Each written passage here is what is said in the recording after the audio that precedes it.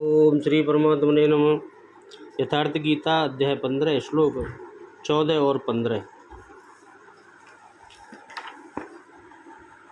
अहम वैश्वानरः भूत्वा प्राणिनां देहम् आश्रितः प्राणापान समायुक्तः पचामि अन्नं चतुर्विधम्। सर्वस्य च अहं हृदये संविष्टः मत्तस्मृति ज्ञानम् अपोहनं च देव च सर्वे अहम् एव वेदांतकृत वेदवित एव च। भगवान बोले, अर्जुन, मैं ही सब प्राणियों के शरीर में स्थित रहने वाला प्राण हूँ और प्राण और अपान से संयुक्त वैश्वानर अग्नि रूप होकर 4 प्रकार के अन्न को पचाता हूँ।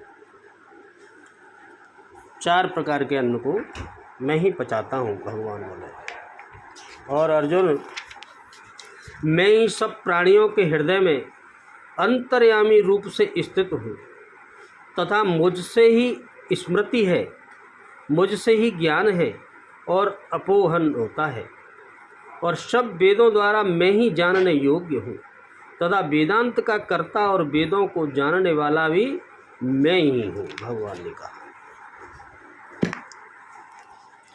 मैं ही प्राणियों के शरीर में अग्नि रूप में स्थित होकर और अपान से युक्त हुआ 4 प्रकार से अन्न को पचाता हूँ। 4 प्रकार से। अध्याय 4 में स्वयं श्री योगेश्वर श्री कृष्ण ने इंद्रियाग्नि, संयमाग्नि, योगाग्नि, प्राण अपान अग्नि, ब्रह्माग्नि इत्यादि 13-14 अग्नियों का उल्लेख किया था, जिनमें सबका परिणाम ज्ञान है। ज्ञान ही अग्नि है।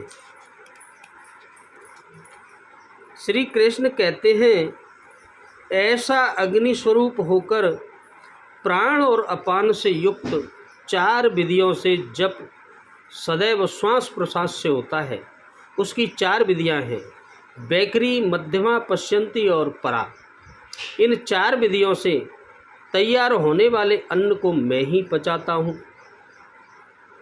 श्री कृष्ण के अनुसार ब्रह्म ही एकमात्र अन्न है जिससे आत्मा पूर्ण तृप्त हो जाता है, फिर कभी अतृप्त नहीं होता। शरीर के पोषक प्रचलित अन्नों को योगेश्वर ने आहार की संज्ञा दी है। युक्त आहार नहीं, वास्तविक अन्न परमात्मा है। वैखरी, मध्यमा, पश्यंती और परा की 4 विधियों से निकलकर ही वह अन्न परिपक्व होता है। इसी को अनेक महापुरुषों ने नाम कहा है, रूप कहा है, लीला कही है, धाम कहा है।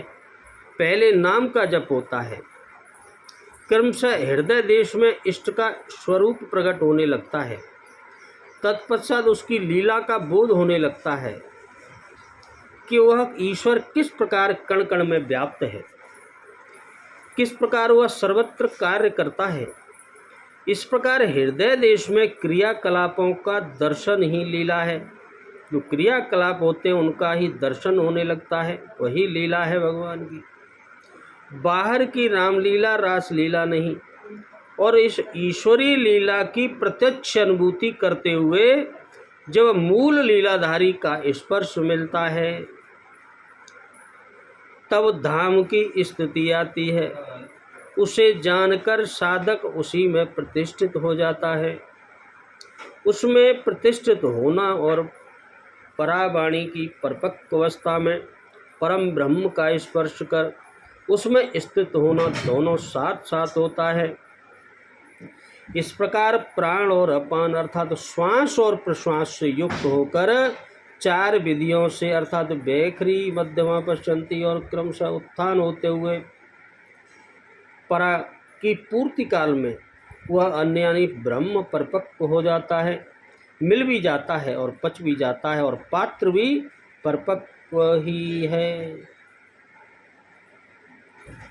भगवान कह रहे हैं, मैं ही सब प्राणियों के हृदय में अंतर्यामी रूप से स्थित हूँ, मुझसे ही स्वरूप की स्मृति है। श्रुति जो तत्व परमात्मा विस्मृत है उसका स्मरण हो आना। श्रुति, जो तत्व परमात्मा विस्मृत है उसका स्मरण हो जाना होती है स्मृति। प्राप्ति काल का चित्रण स्मृति के साथ ही ज्ञान यानी साक्षात्कार और अपोहनम अर्थात बाधाओं का शमन मुझ इष्ट से ही होता है। सब वेदों द्वारा मैं ही जानने योग्य हूँ।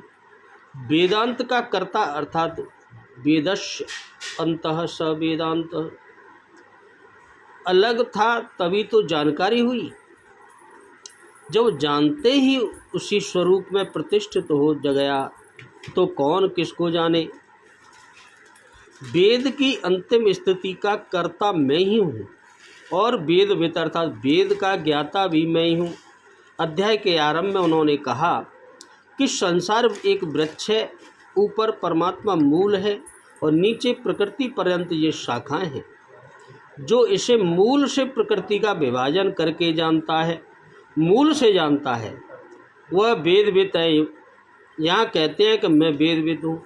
उसे जो जानता है, श्री कृष्ण ने अपने को उसकी तुलना में खड़ा किया कि वह वेदविद है, मैं वेदविद हूँ।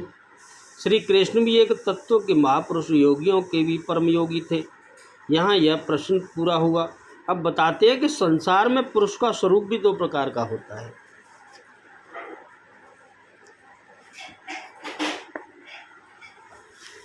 यहाँ प्राणी नाम देहमाश्रित विशेषण सहित वैश्वानर पद किसका वाचक है?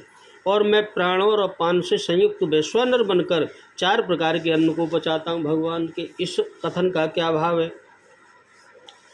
जिसके कारण सबके शरीर में गर्मी रहती है और अन्न का पाक होता है, समस्त प्राणियों के शरीर में निवास करने वाले उस अग्नि का वाचक यहाँ प्राणी नाम देहामाश्रित विशेषण के साथ वैश्वानर पद है। भगवान ने मैं ही प्राण और अपान से संयुक्त वैश्वानर अग्नि होकर 4 प्रकार के अन्न को पचाता हूँ। इस कथन से यह भाव दिखलाया कि जिस प्रकार अग्नि की प्रकाशन शक्ति मेरे ही तेज का अंश है, उसी प्रकार उसका जो उष्णत्व है अर्थात उसकी जो पाचन दीपन करने की शक्ति है वह भी मेरी ही शक्ति का अंश है। अतः मैं ही प्राण और अपान से संयुक्त प्राणियों के शरीर में निवास करने वाले वैश्वानर अग्नि के रूप में भक्ष्य, भोज्य, लेह और चौष्य पदार्थों को अर्थात दांतों से चबाकर खाए जाने वाले जैसे रोटी, चावल आदि, और निगल कर जाने वाले रबड़ी, दूध, पानी आदि, और चाट कर खाए जाने वाले शहद, चटनी और चूस कर खाए जाने वाले जैसे ईख, ऐसे 4 प्रकार के भोजन को मैं पचाता हूँ। भगवान ने कहा। इस प्रकार 10वें अध्याय के 41वें श्लोक में भावानुसार संपूर्ण प्रकाशन शक्ति, धारण शक्ति, पोषण शक्ति, पाचन शक्ति आदि समस्त शक्तियों को अपनी शक्ति का एक अंश बतलाकर अर्थात जैसे पंखा चलाकर वायु का विस्तार करने में, बत्ती जलाकर प्रकाश फैलाने में, चक्की चलाकर घुमाने में, जल आदि को गर्म करने में तथा रेडियो आदि के द्वारा शब्द का प्रागट्य करने में एक ही बिजली का शक्ति का अंश सब कार्य करता है, वैसे ही सूर्य, चंद्रमा और अग्नि आदि के द्वारा सबको प्रकाशित करने में, पृथ्वी आदि के द्वारा सबको धारण करने में, चंद्रमा के द्वारा सबका पोषण करने में तथा वैश्वानर अग्नि के द्वारा अन्न को पचाने में मेरी ही शक्ति का एक अंश सब कुछ करता है। यह बात कहकर अब भगवान अपने सर्वांतर्यात्मित्व और सर्वज्ञत्व आदि गुणों से युक्त स्वरूप का वर्णन करते हुए सब प्रकार से जानने योग्य अपने को बतलाते हैं। जैसे भज्य, भोज्य, लेह, चोष्य ऐसे 4 प्रकार के अन्न होते हैं। उनमें जो चबाकर खाया जाता है उसे भज्य कहते हैं, और जो जैसे रोटी आदि, और जो निगला जाता है उसे भोज्य कहते हैं, दूध आदि, और जो चाटा जाता है उसे लेद्य कहते हैं जैसे चटनी, शहद आदि, और जो चूसा कर खाया जाता है उसे चौष्य कहते हैं जैसे ईख, गन्ना आदि।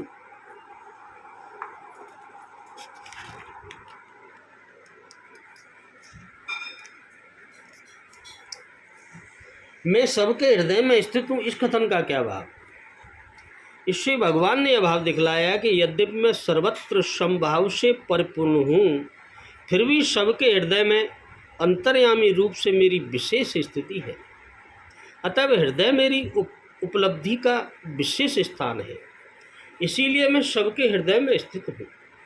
ऐसा कहा जाता है क्योंकि जिनका अंतःकरण शुद्ध और स्वच्छ होता है उनके हृदय में मेरा प्रत्यक्ष दर्शन होता है। स्मृति, ज्ञान और अपोहन शब्दों का अर्थ क्या है और ये तीनों मुझसे ही होते, यह कहकर भगवान ने क्या भाव दिखलाया है।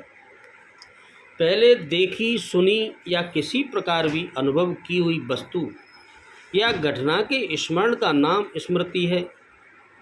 किसी भी वस्तु को यथार्थ जान लेने की शक्ति का नाम ज्ञान है तथा संशय, विपर्य आदि वितर्क जाल का वाचक ओहन है और उसके दूर होने का नाम अपोहन है। ये तीनों मुझसे ही होते, यह कहकर भगवान ने यह भाव दिखलाया है कि सबके हृदय में स्थित मैं अंतर्यामी परमेश्वर ही सब प्राणियों के कर्मानुसार उपयुक्त स्मृति, ज्ञान और अपोहन आदि भावों को उनके अंतःकरण में उत्पन्न करता हूँ। समस्त वेदों द्वारा जानने के योग्य मैं ही हूँ। इसका क्या भाव है?